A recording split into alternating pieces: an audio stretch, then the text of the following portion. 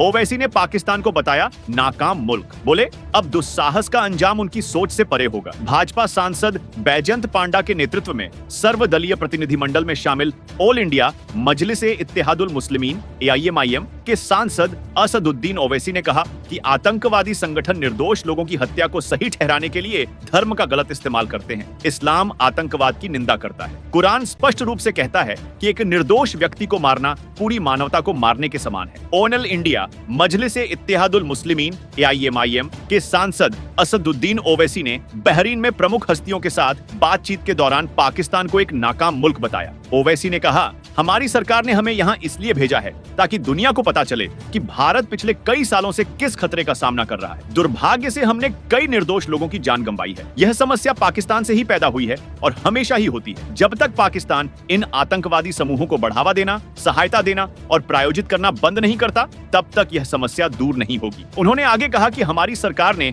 हर भारतीय की जान की रक्षा के लिए सभी कदम उठाए हैं। इस सरकार ने यह स्पष्ट कर दिया है कि अगली बार अगर पाकिस्तान ऐसा दुस्साहस करेगा तो यह पलटवार उनकी उम्मीद से परे होगा। ओवैसी ने कहा कि भारत ने उकसावे के बावजूद बार-बार अधिकतम संयम बरता है। पहलगाम हमले को याद करते हुए उन्होंने आतंकवाद की मानवीय कीमत पर जोर दिया। उन्होंने कहा, कृपया इस नरसंहार की मानवीय त्रासदी पर विचार करें। 6 दिन पहले शादी करने वाली एक महिला 7वें दिन विधवा हो गई। 2 महीने पहले ही शादी करने वाली एक अन्य महिला ने भी इस हमले में अपने पति को खो दिया। भारत की रक्षात्मक ताकत पर जोर देते हुए ओवैसी ने कहा, भारत के पास सभी साधन हैं। हमारे पास न केवल भारतीय नागरिकों बल्कि भारत में रहने वाले प्रत्येक व्यक्ति की सुरक्षा सुनिश्चित करने के लिए हर आवश्यक साधन है। AIMIM नेता ने कहा कि भारत की वायु रक्षा प्रणालियों ने सीमा पार से आने वाले खतरों को प्रभावी ढंग से रोका है। उन्होंने कहा, सरकार और मीडिया, हमारी वायु रक्षा प्रणाली, हमारी तकनीक और युद्ध क्षमताओं ने पाकिस्तान जैसे नाकाम मुल्क की ओर से शुरू की गई हर चीज को सफलतापूर्वक रोका और बेअसर की। ओवैसी ने आतंकवाद के वित्त पोषण पर अंकुश लगाने के लिए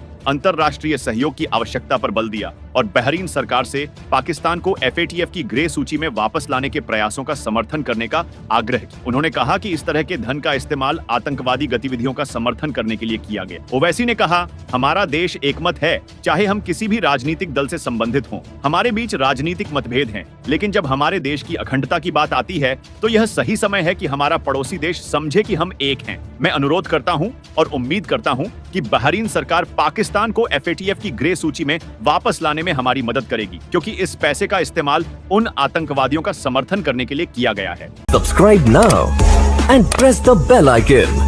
Never miss an update.